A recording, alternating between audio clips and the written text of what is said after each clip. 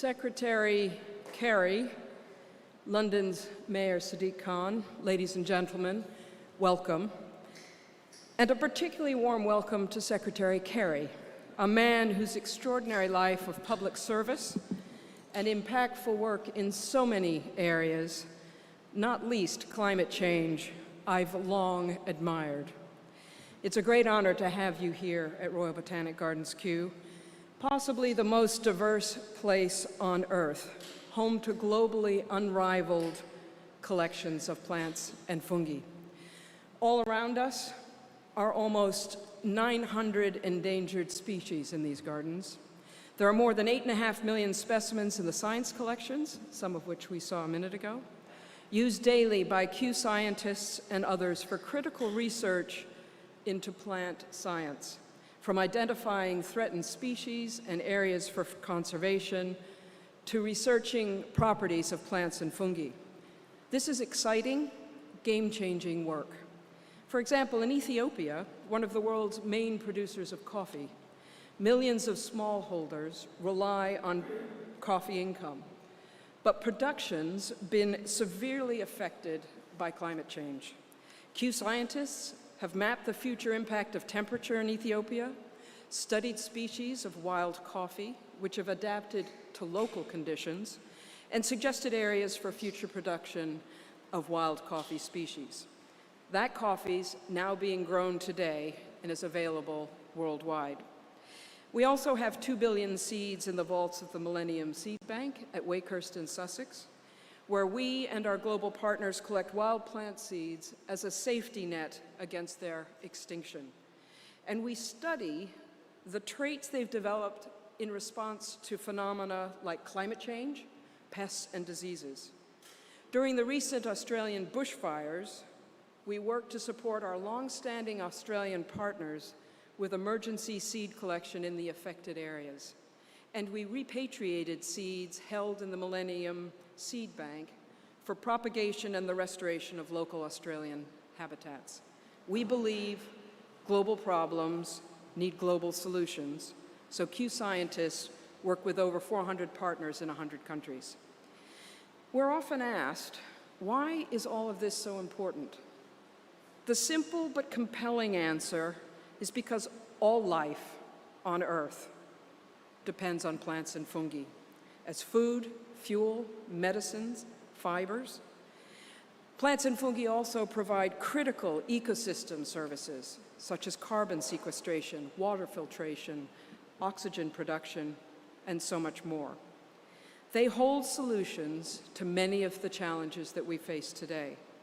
In that spirit, we strongly support the US administration's commitment to nature-based solutions.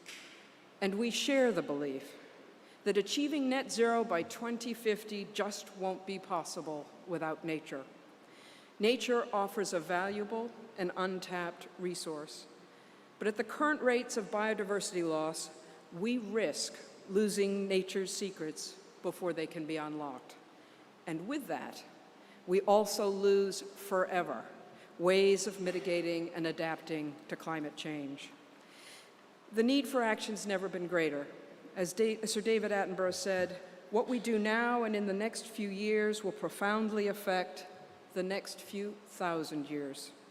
What's agreed and the commitments made at the upcoming UN conferences on climate change and biodiversity will affect the trajectory of both the climate and biodiversity crises. For our part, Kew commits to do all we can to deepen and share our knowledge relating to these dual crises. So before turning the proceedings over to Secretary Kerry, it's my pleasure to welcome Dr. Robin Niblett, Director and Chief Executive Officer of Chatham House, who will say a few words. Robin.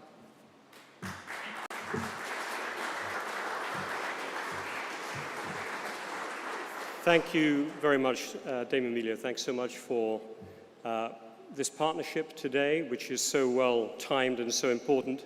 We're delighted to be co-hosting this event with Secretary Kerry, with you, the Royal Botanical Gardens here in Kew, a 250-year-old institution that, as you said, is really fighting for a healthy ecosystem, which is now additionally so critical for the health of this planet, given the impacts of climate change and the way, as you said, that a healthy ecosystem can really help address the climate challenge.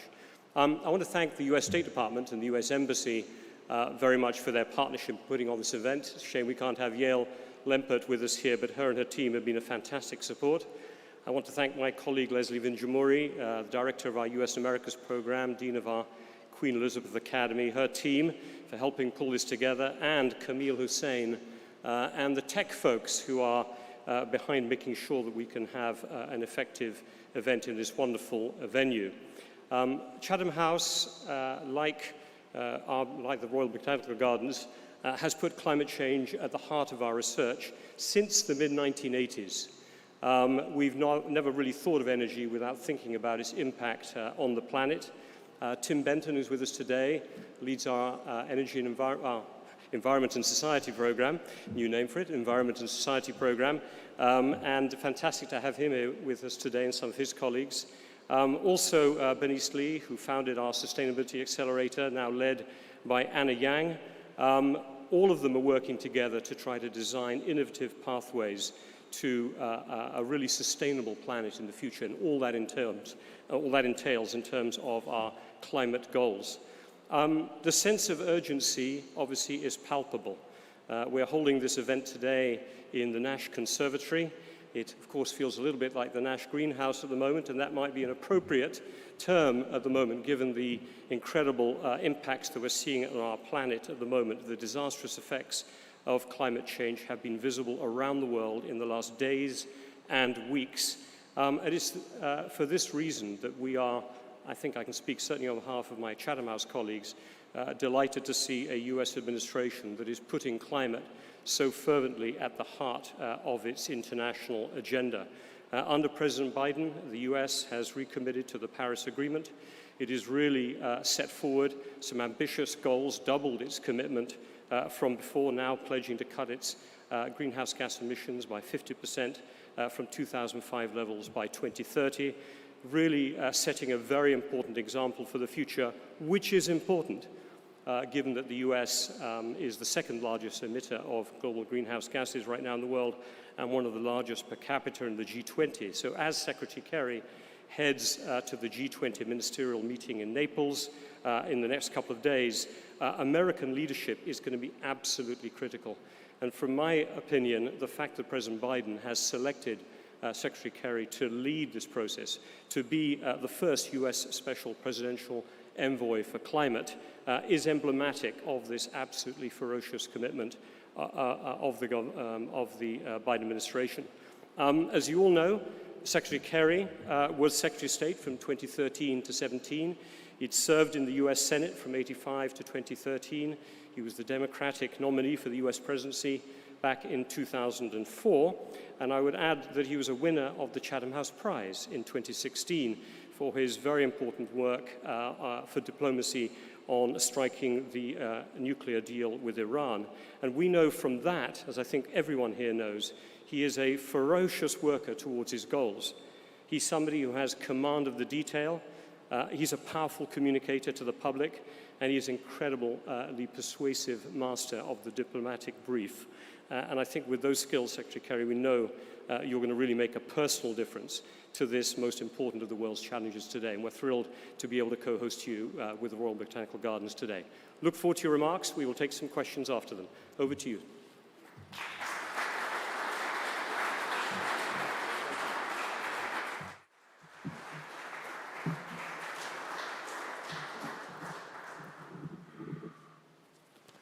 Thank you, Robin, for a remarkably generous introduction. Ladies and gentlemen, I accept the nomination. I really appreciate Robin being here, and I'm a great admirer of the incredible work of Chatham House, so thank you very, very much for being part of this. And Dame Amelia Fawcett, thank you. Fellow Bostonian, but thank you very much for a warm welcome.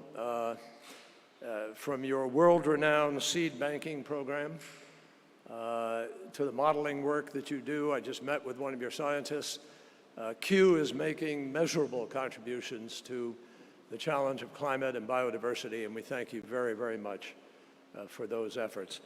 I want to promise you, ladies and gentlemen, though we came here to talk about the greenhouse effect, we did not intend to put you in a greenhouse.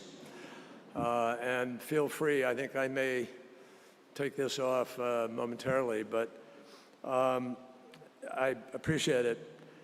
Let me introduce two guests. I'm very grateful to Sadiq Khan, the Mayor of London, who is one of the leaders in the C40 with mayors across the world. Thank you, Mr. Mayor, for being here today.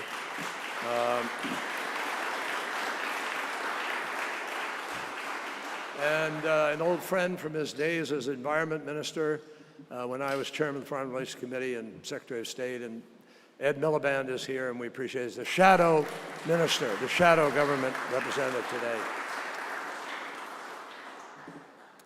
So, obviously, we're meeting at a very difficult time in the pandemic.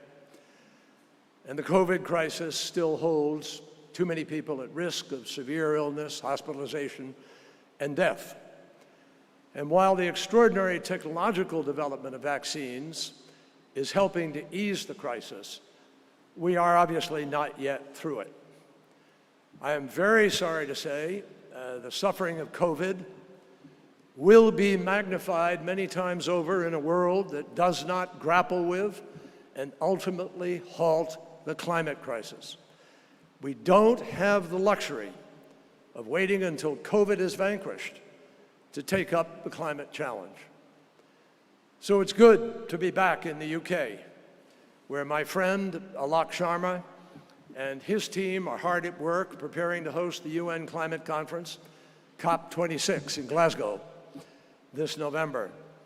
And I am particularly grateful to join you in this remarkable setting. It's an amazing place, which is both a living tribute to nature's beauty, but also its fragility. And fundamentally, the struggle to tackle the global climate crisis is just as simple and profound as this place.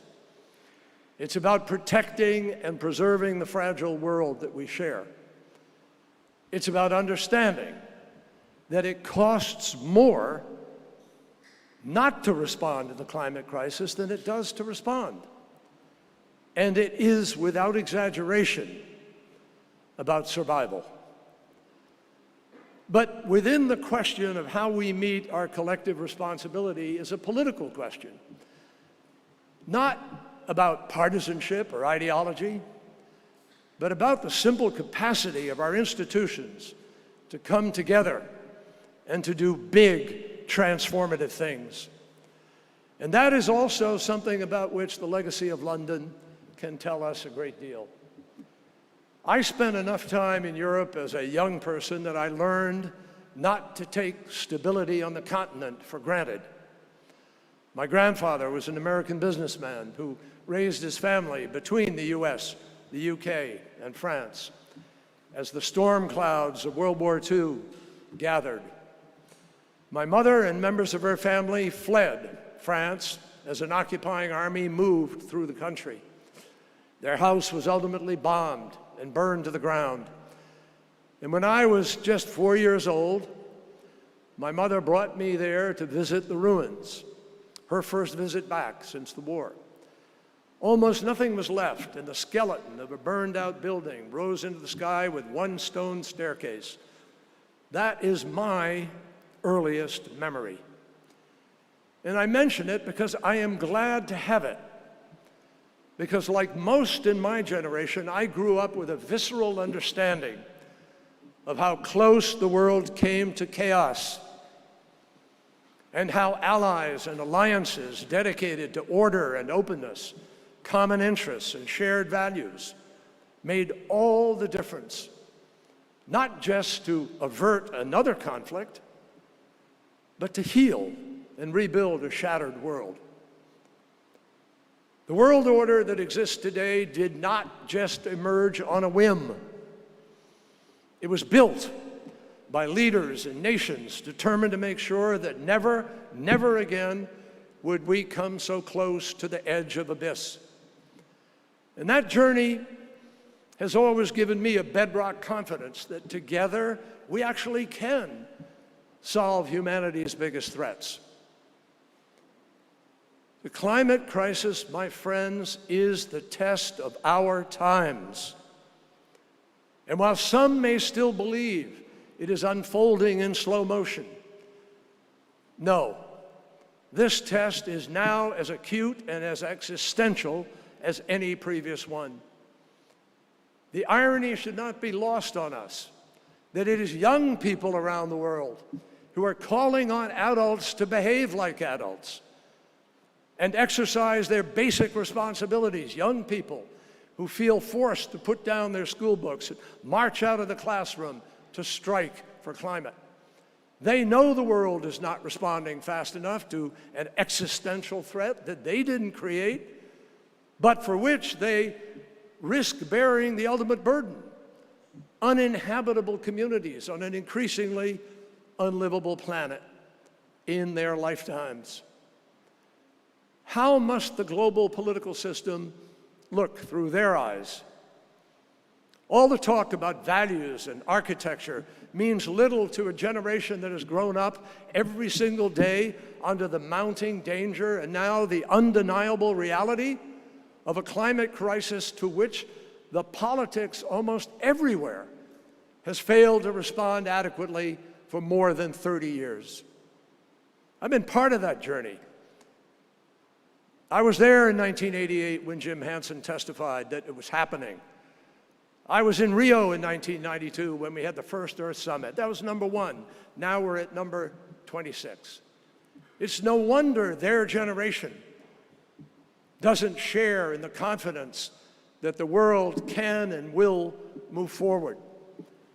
The world can and will make a difference. It's no wonder that those young people are wondering where we are.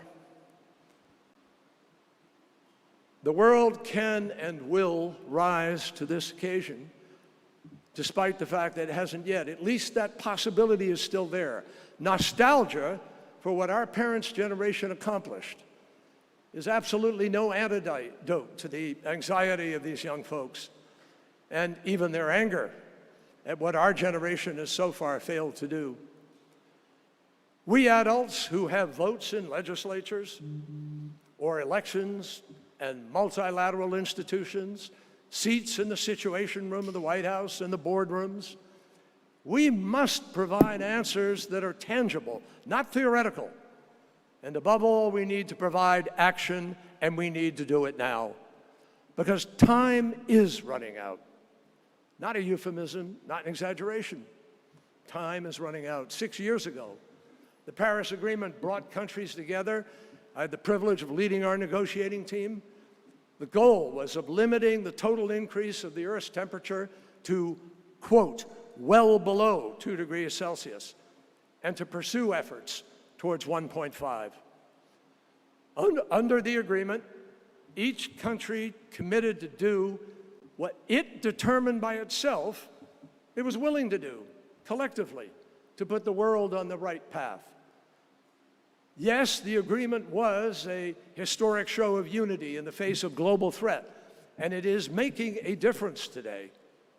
Countries have put forward initial targets that would reduce warming by about a full degree Celsius. Just achieving that was crucial progress, pulling us back from the brink of an inconceivably dangerous future.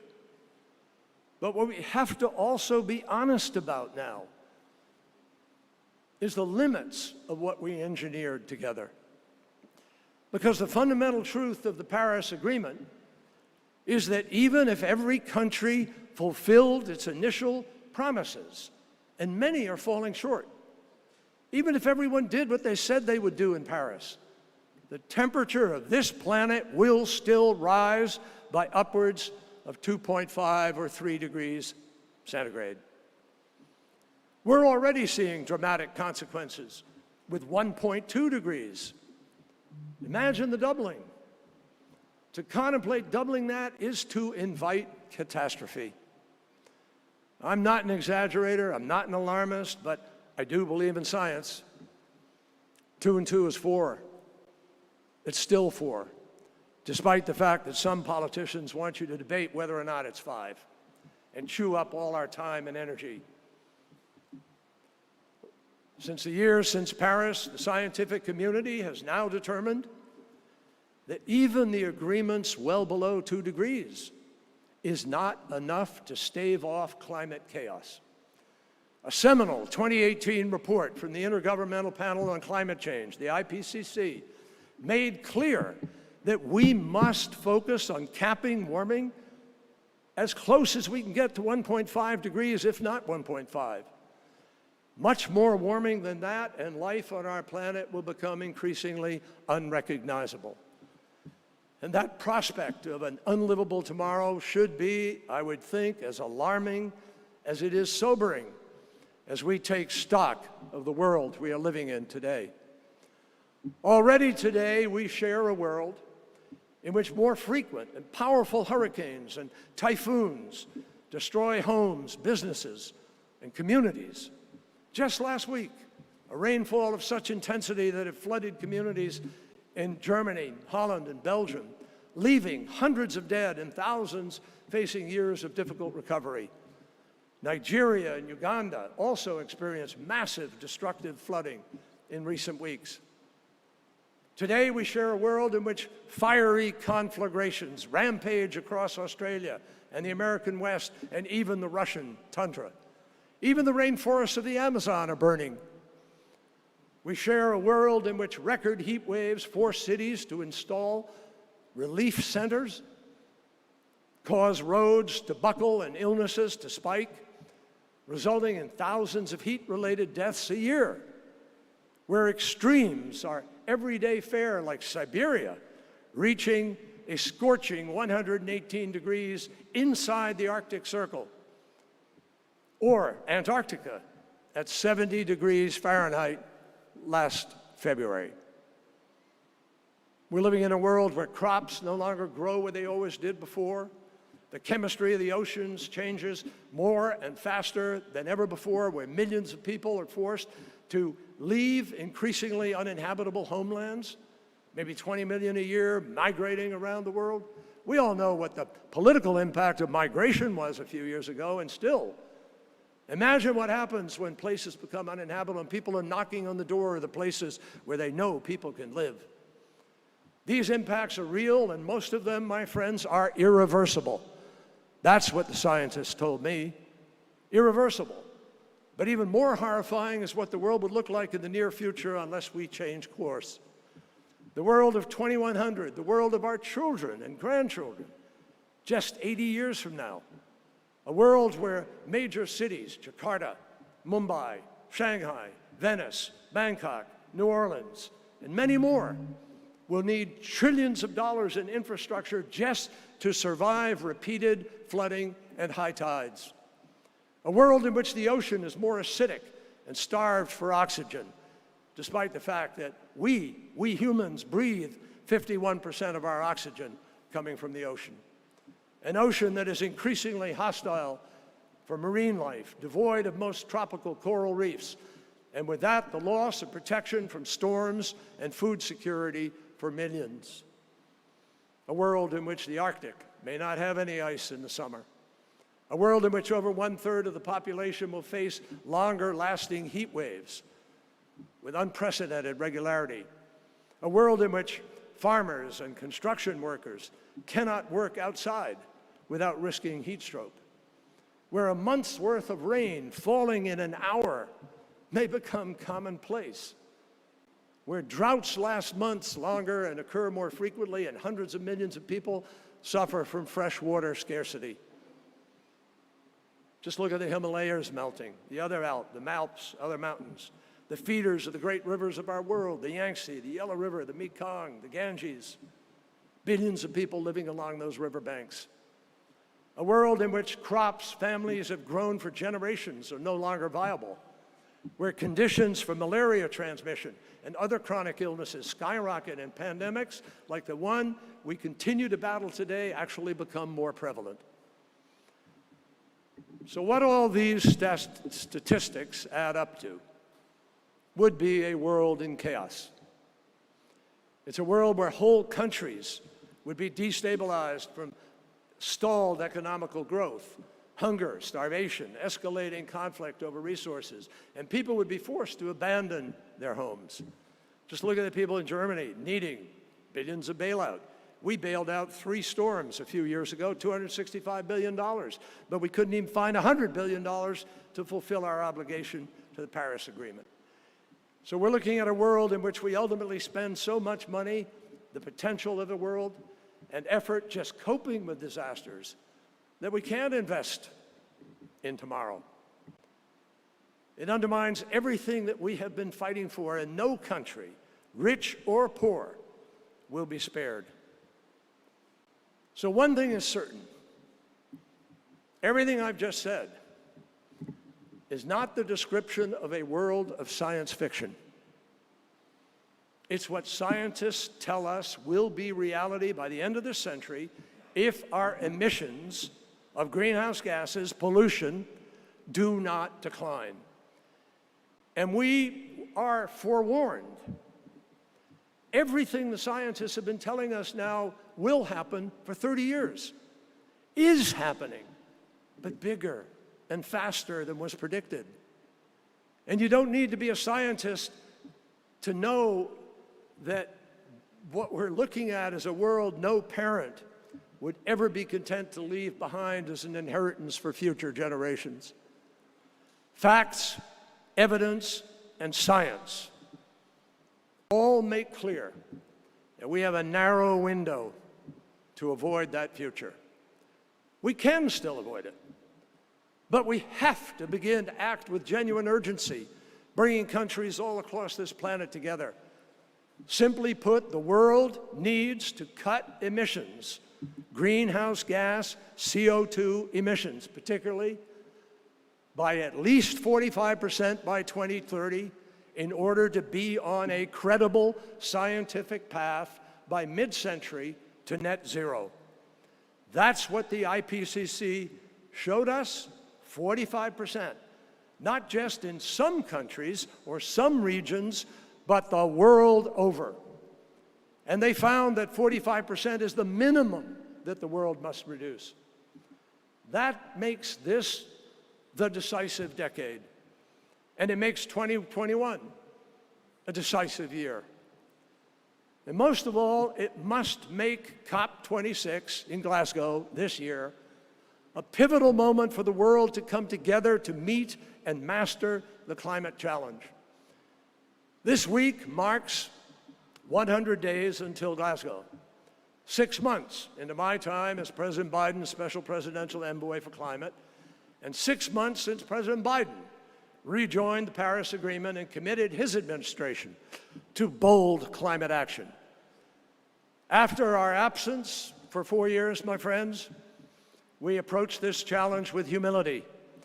But let me be clear, we approach it with ambition. We know that we cannot redeem the past or retrieve 4 lost years, which in Churchill's phrase could be described as years the locusts have eaten. But now a new American president is boldly moving to make up for lost time, and this is an important demarcation moment to assess where we all stand with the time that we have left to get the job done. To meet the challenge at the Leaders' Summit in April, the United States announced an ambitious target of reducing our emissions over the next 10 years. By 2030, we will reduce by 50 to 52%. And President Biden announced bold policies to back that up. It's not rhetoric, it's real. Pick up the paper today and you'll read about the fight that's going on for infrastructure and for the future. He's planning to put 500,000 electric vehicle stations deployed by 2030 around our country. He set a carbon-free power sector goal by 2035, investing $35 billion in clean energy research, development, and demonstration, and achieving net zero emissions no later than 2050, if not sooner. We are moving to reach these goals with legislative and regulatory action, including working with Congress to achieve unprecedented resources for climate-focused assistance for developing countries.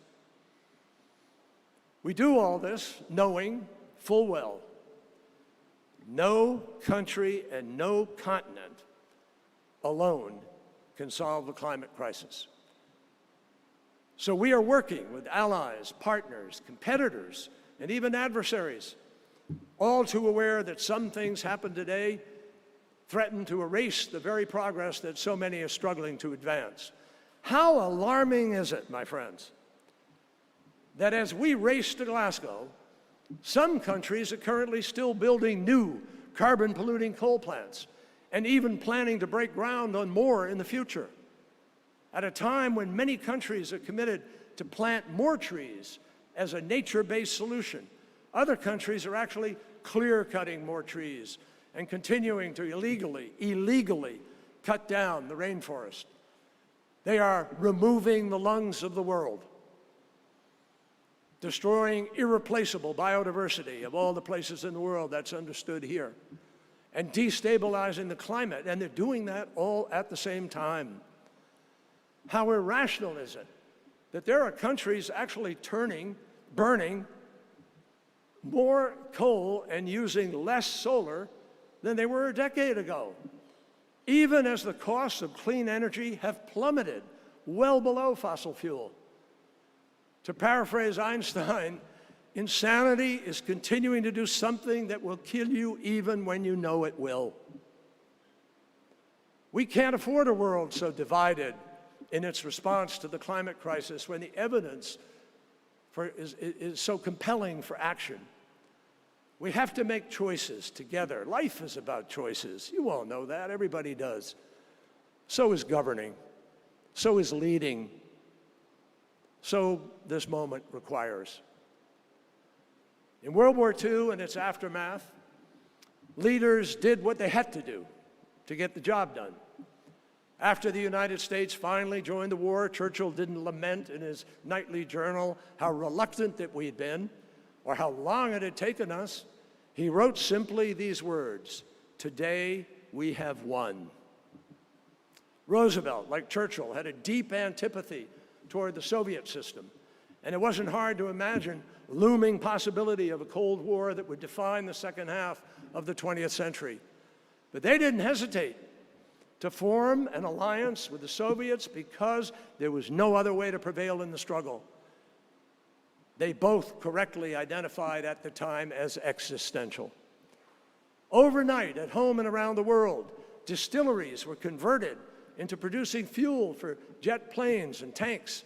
A Ford Motor Company, a plant in Michigan, turned out one B-24 bomber every hour. We retooled our economy. We responded to a threat that policymakers didn't just call existential, but acted like it really was. How many people have you heard say, "Oh, climate change, existential crisis"? And how many places are responding as if it is? After the war, with refugees at record numbers, with a continent gripped by hunger and devastation, its critical infrastructure wiped out, the world acted once again as if the threat was existential. And instead of pulling each other apart, we pulled together with the Marshall Plan and the rebuilding of the order that has served us well since then. And that is precisely what we must do now. Treat climate crisis as the crisis it has become, and mount a response that is comparable to wartime mobilization, a massive opportunity to rebuild our economies after COVID-19, to build better. How many times have you heard that phrase? After this pandemic. That's the mission everywhere that we are engaged in for these last 6 months, and I promise you in these next 100 days. Let me be clear.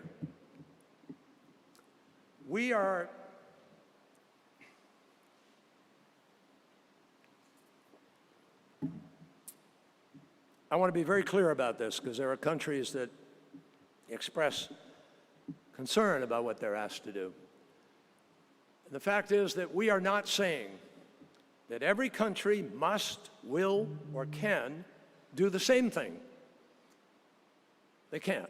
But we are saying that every country can do enough and can do what is appropriate within its ability to help us keep on track to win this battle. Not because it's one region or one country against another or competition, because we are literally all in this together. And the biggest step of this decade is scaling up the development of a global clean energy economy. Energy accounts for 3/4 of global greenhouse gas emissions. How we power our homes, how we power our cars, and so forth. And by 2030, we have to speed up the deployment of the clean technologies that we already have.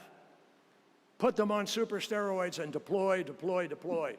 According to the International Energy Agency, that means the equivalent of building the world's biggest solar plant every day for the next decade. Ramping up renewable energy from wind and solar by 4 times what it is today to reach 1,000 gigawatts installed per year in 2030. It means ensuring that in 2030, 60% of new car sales around the world are electric vehicles. And all of this will fuel clean energy investment boom globally, reaching $4 trillion a year by 2030. That is the task ahead of us. Second, we must also need to develop and demonstrate and scale up emerging technologies during this decade so that they can play a major role in decarbonizing the global economy by 2050. Between now and 2030, the IEA says that governments are going to need to invest $90 billion in technology demonstration projects. We'll need to rapidly scale up green hydrogen and clean fuels that could slash emissions from heavy industries, cement, concrete, aluminum, steel. We'll also need to develop the equivalent of installing the largest carbon capture storage facility currently in operation, but we have to do that every 9 days through 2030. A raft of other technologies spanning advanced renewables and nuclear, long-duration energy storage, smart grids, battery storage, direct air carbon capture. So many different things that could provide the saving grace, but they all need to be commercialized and scaled. And this is even more of a challenge. And third, if we invest heavily in clean energy and in energy efficiency, that curbs rising global demand for energy. And then, of course, fossil fuels, the demand will naturally drop. Starting now, the IEA tells us that we do not actually need a new investment in oil, coal, or gas production because they're simply not necessary to meet our energy needs given other technologies that are online and coming online. By 2040, we should have entirely phased out all unabated coal and unabated oil plants and sharply reduced reliance on unabated natural gas generation. And the good news, my friends, is that the proof is all around us that we can do this. Clean energy technologies are already cheaper than fossil fuels, and we have a playbook to do the same thing across many other emerging clean technologies. Over the last decade, the cost of solar power plummeted 90%. The cost of onshore wind plunged 70%. And today, solar and wind power are the cheapest source of new electricity generation in countries accounting for 77% of global GDP. Last year, China and the United States, the world's 2 largest emitters, installed record amounts of renewable energy despite the pandemic. And 90% of the new electricity in the world came from renewable sources. So we know we can do it. Renewable energy technologies fell in cost as governments and private companies invested in research, development, and demonstration. And the US Department of Energy launched the Sunshot program in 2011 to drive down the cost of solar power by 75% in a decade. And thanks to advances in our country and around the world, solar hit that target 3 years early. Learning from this experience, the Biden administration is launching a series of Earth shots to drive down the costs of new technologies, marshaling the innovative capacity of researchers and companies. And if we meet these Earth shots by 2030, we will turbocharge the clean energy revolution. Already, inspiring innovations are emerging from research laboratories and garnering private investment to enter commercial markets. Breakthroughs in solid-state batteries could enable electric vehicles' driving range to actually be longer than traditional gasoline cars, with lightning-quick recharging times. The next generation of solar cells can produce more power from the sun at a fraction of the cost of today's already inexpensive technology. We're on the march. We're headed in the right direction. We just don't know when we're going to get where we need to. Reaching global net zero emissions represents the greatest market transformation with the greatest economic promise since the Industrial Revolution. But the energy sector isn't the only driver of global emissions. Other areas are critical as well, such as halting illegal deforestation to manage emissions from land use. More and more countries are emboldening their commitments to climate action, and they're reaping the benefits for their people and their economies. At the summit in April in Washington, but globally, virtually, Canada raised its 2030 target from 30% to fully 40 to 45%. It is now working on its own roadmap for implementation. Japan stepped up to pledge a reduction in its emissions by 46 to 50%. These powerful announcements built on the impressive pledges from the European Union to slash emissions by 55% by 2030, and the United Kingdom to cut its emissions by 68% in the time frame. Here in the UK, you have demonstrated how to align economic value with climate action, with a 10-point green industrial plan for the future, from offshore wind to clean hydrogen to jet fuel and more. And countries like Germany have also made important contributions to bend the global cost curve of solar power and deploy renewables on a large scale. And what does all that add up to? Before and during the April summit, countries representing 55% of global GDP announced 2030 commitments consistent with the global pace required to keep 1.5 degrees within reach. And momentum continues to build worldwide as we meet with various countries. South Korea and South Africa are both on track to strengthen their own climate targets ahead of Glasgow. Some of the world's leading producers of oil and gas are already showing signs they're ready to move too. Russia just agreed with us on the importance of robust implementation of Paris's temperature goals and the global pursuit of net zero emissions, which they've never embraced yet. After my visit to Moscow last week, we announced a joint commitment to make, quote, significant efforts in this decade to limit global warming. Saudi Arabia likewise joined us in affirming the importance, quote, the importance of reducing emissions and taking adaptation actions during the 2020s to avoid the worst consequences of climate change. And in a landmark regional dialogue of 10 Middle East and North African countries in the United Arab Emirates, including multiple oil producers, countries unanimously agreed to reducing emissions by 2030. Now, yes, these are only words, and we're clear-eyed about that, but they're the start. They are encouraging words. And in the next 100 days, we can build on that.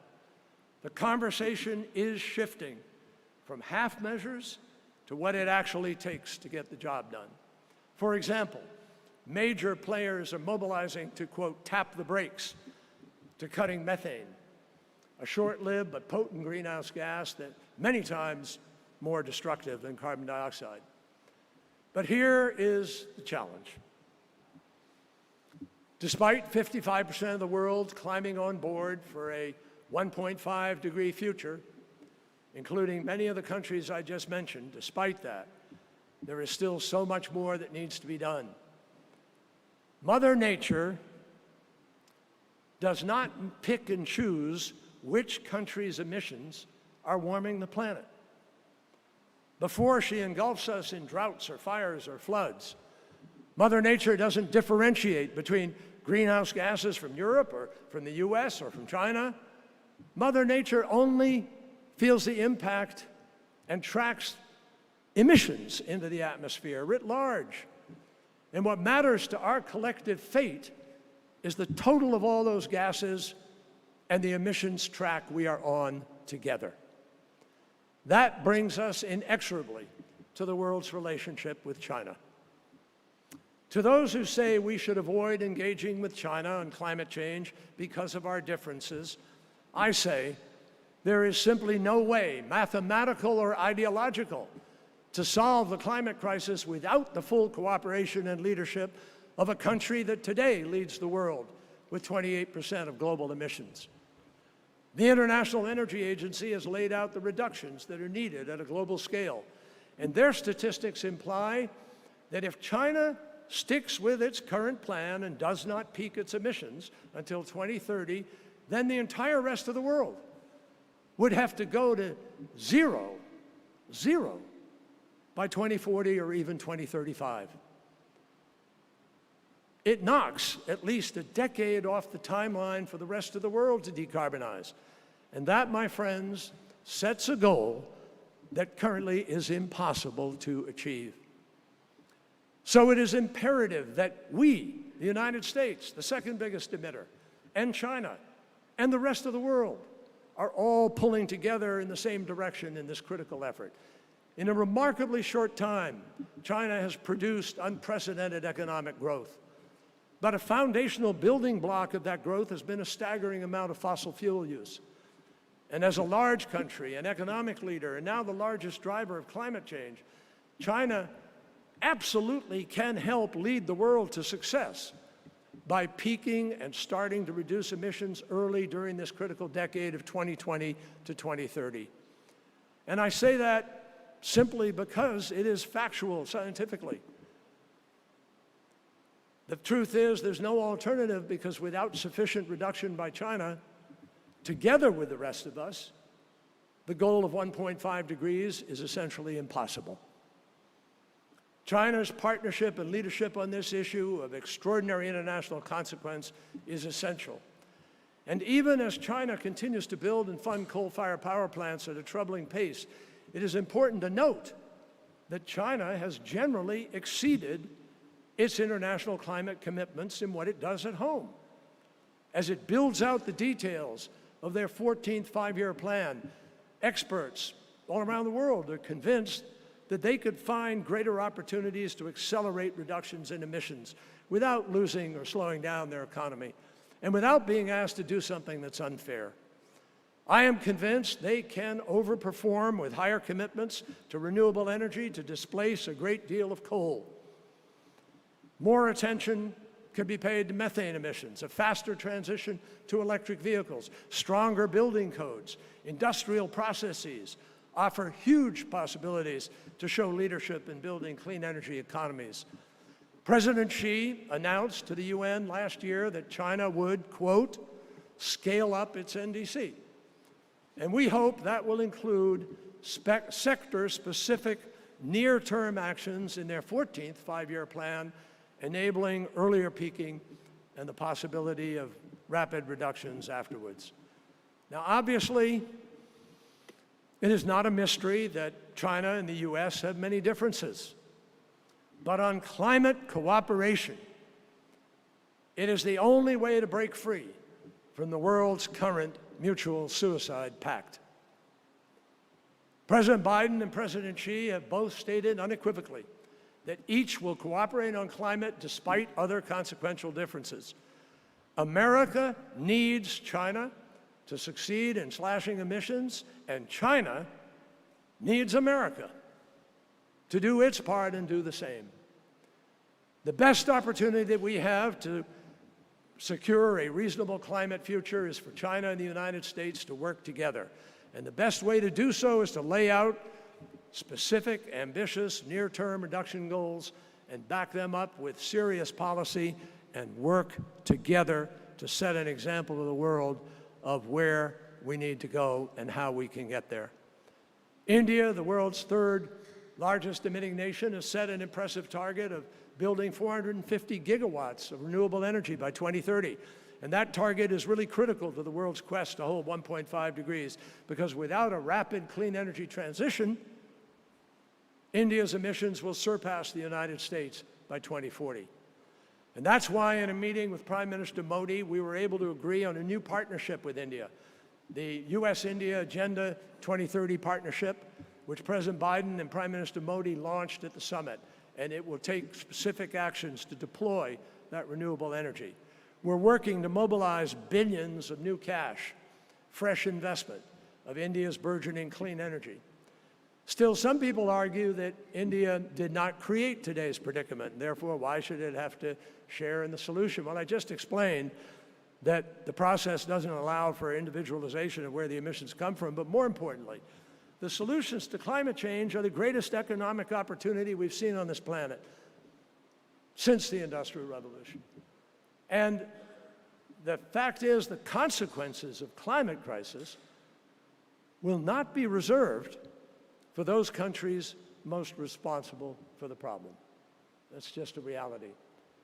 So we simply cannot keep 1.5 degrees within reach without every one of the world's major economies acting, without bringing the remaining 45% on board into the task. We also need to heed the needs and the aspirations of all those who are particularly vulnerable nations. This process must be fair, and it cannot be just the developed world that has the ability to respond. The fact is that 20 economies equal about 75 to 80% of all the emissions. So some countries are right when they point the finger and say, wait a minute, we're suffering the impacts, but we didn't create this. It's a fundamental matter of equity and fairness that we respond to those for whom the climate crisis is imminently existential. And to that end, President Biden has pledged to triple our support for adaptation efforts by 2024, and we're working with our partners to further strengthen our collective support for the Paris finance agreements and commitments by time we reach Glasgow.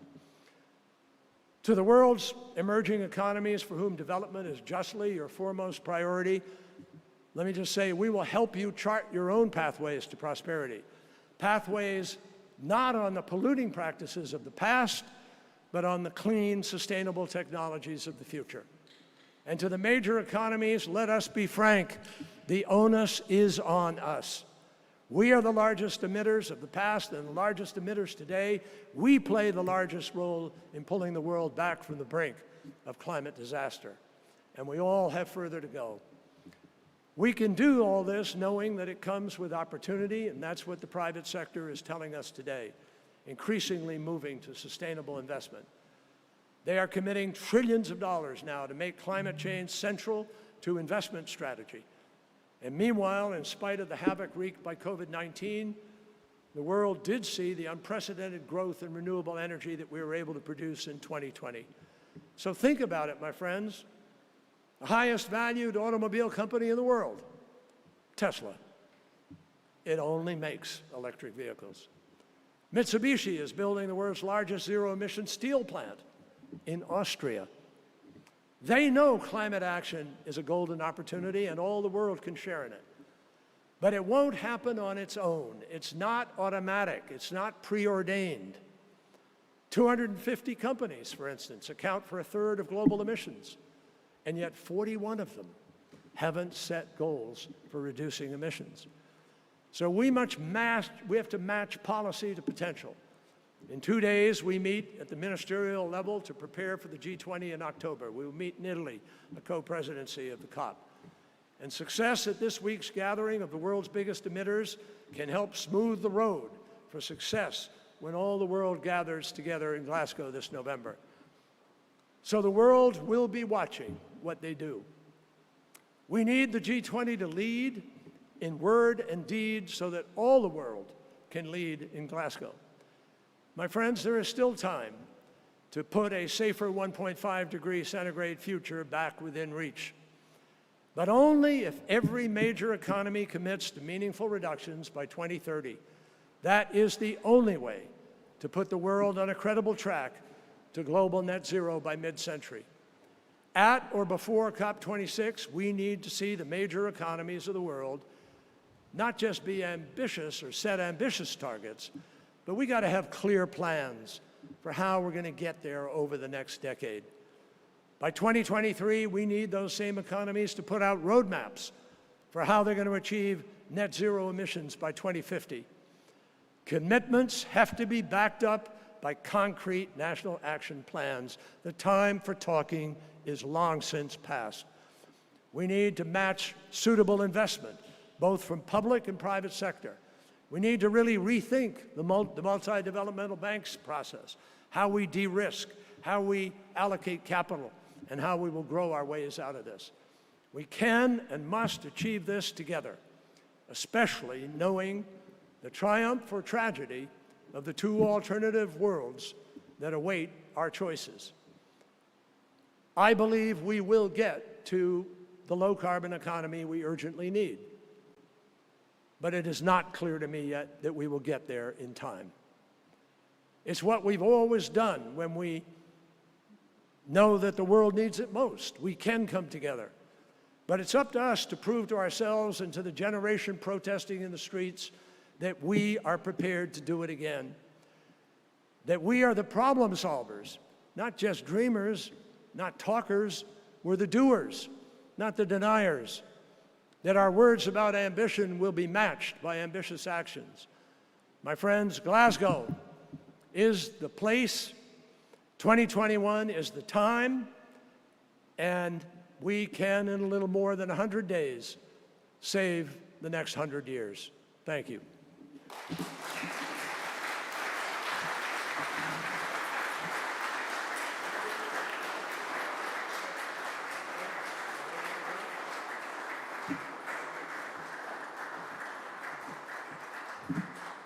Secretary Kerry, thank you for those very powerful remarks.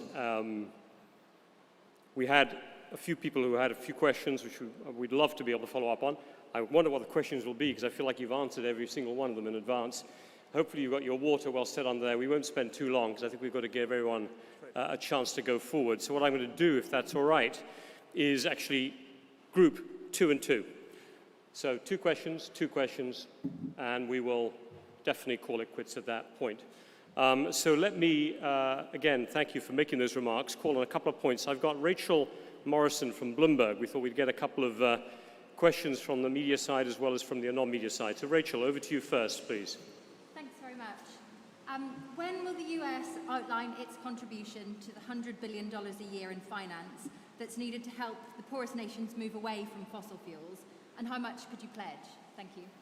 When was the start of that question? Will you outline your contribution, the US contribution to the $100 billion a year in finance that's needed? The 100 billion total, yep.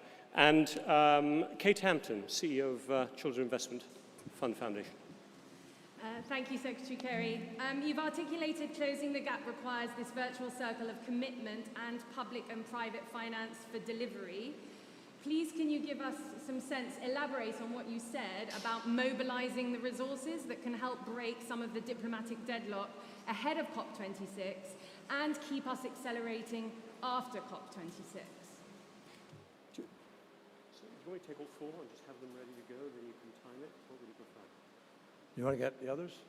Why don't we do that? Then I think you can manage the time, yeah? Sure. So let me keep it going, because that way I think it'll work best. Tom Clark from ITV News, please. Boom's coming to you there. It's all right, it'll pick you up. Thank you very much, Secretary Kerry.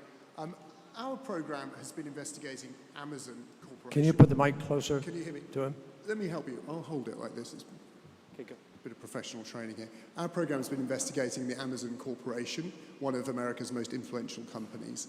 And we've revealed the fact that it's regularly throwing away millions. For some reason, Can you you're hear? getting swallowed up. No bad audio? Is that better? Is that better, Secretary A little Kerry? better, yeah. Is that easier to hear? Okay, fantastic. Our program's been investigating Amazon, one of the most recognizable companies in the world, which is being found to be throwing away millions of items. Should we do this face to face? Yes. We're going to keep using the boom, so you'll need it for the sound for recording. Investigating Amazon, the corporation, is throwing away millions of items of unused, perfectly new goods here in the UK every year, and it's happening around the world. I want to get your reaction to that, and also to find out whether you think we can do more to penalise companies that put profits before the planet. I'd also like to know your thoughts on the British government. When we sit down to host COP in November, we're expecting it to grant a licence for a very large offshore oil and gas project in the North Sea. What would your message be to the UK government? North Sea oil and gas project, we're expected to get the go-ahead in November. What's your reaction to that? Last question, Rachel, and while you digest that quite long question. Yeah, Rebecca Peters is next, who is the Leland Foundation Association Marshall Scholars Fellow. Where's the boom, folks? Boom, coming, here it comes. Rebecca, there you go. Just while you digest that. Thank you so much. Thank you, Secretary Kerry. You've mentioned the mutually entwined fates and responsibilities of the US and China, suggesting it's less of a question of whether or not the US and China cooperate, but how. So in the next 100 days before COP26, what concrete actions could the US and China take together to strengthen the necessary solidarity and trust underpinning the Paris Agreement? Thank you.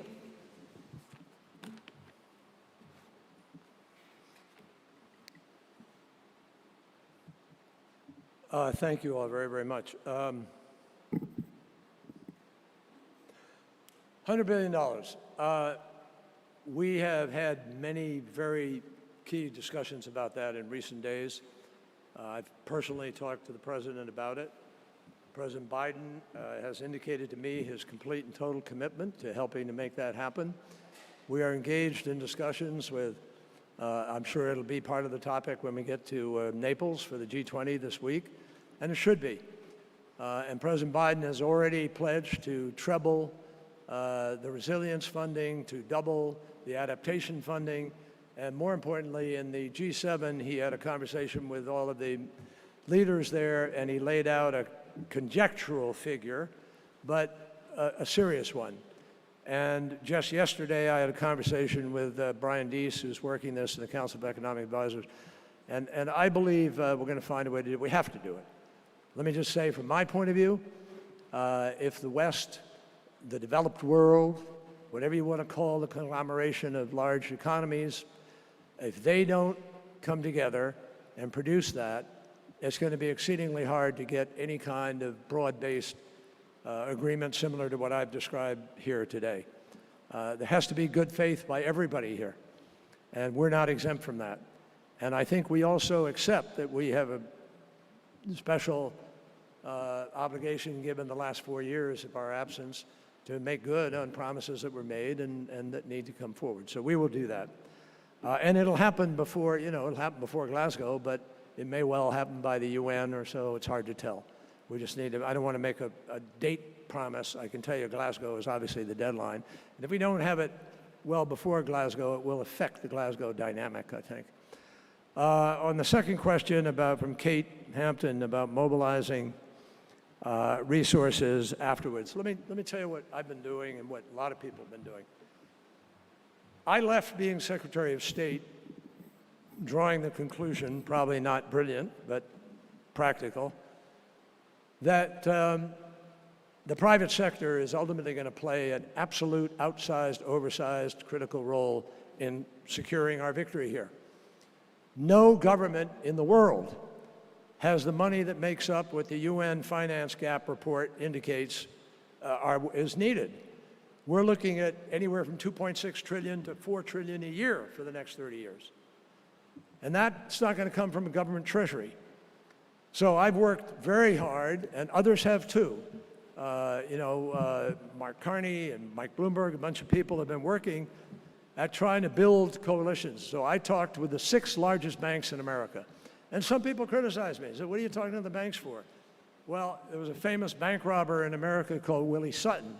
And he was asked, why do you rob banks? And he said, well, that's where the money is. So, we need banks. We need money to do this.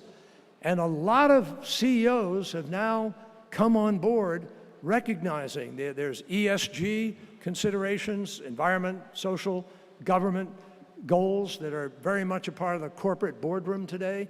They're the Sustainable Development Goals. And major corporations are now all announcing they will be net zero by 2050, and they're laying out plans for them and their supply chains to do that. So the banks that I sat with, the 6 major banks in America, came together and they announced voluntarily on their own that they are prepared to invest together $4.16 trillion over the next 10 years into climate-related investment. Now that's a floor, not a ceiling. And that's without the asset managers. Larry Fink of BlackRock has made it very clear that he is going to allocate and get his clients to be willing to accept investments in these particular sectors.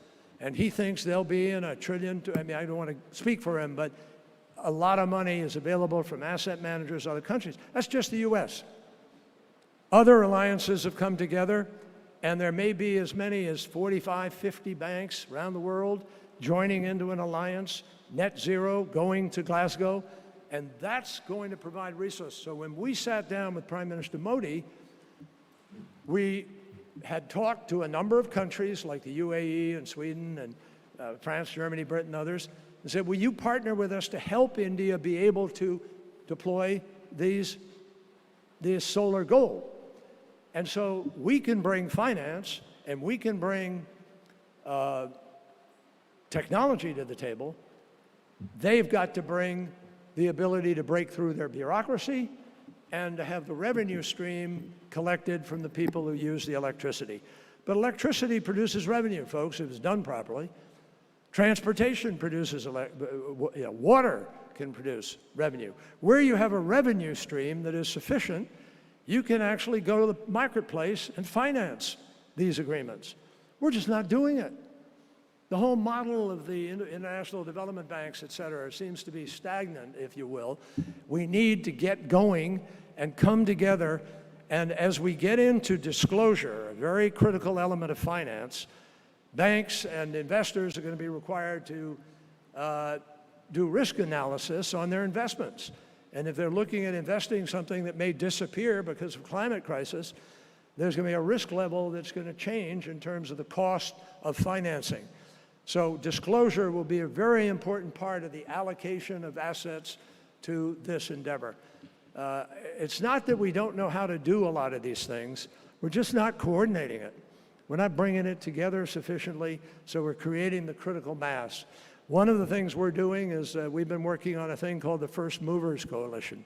I'm not going to announce all of it today, but the whole purpose is to begin to create bigger demand in markets than there is today by getting people to agree they're going to have supply chains that do certain kinds of things, that keep faith with that. So that's really, I think, the resources, Kate, are to a large measure going to be an amalgamation of public finance, which will not be as enormous, of risk assumption finance, perhaps even philanthropies can help there, and then finally the pure investment finance, which I think, I mean, look at the market.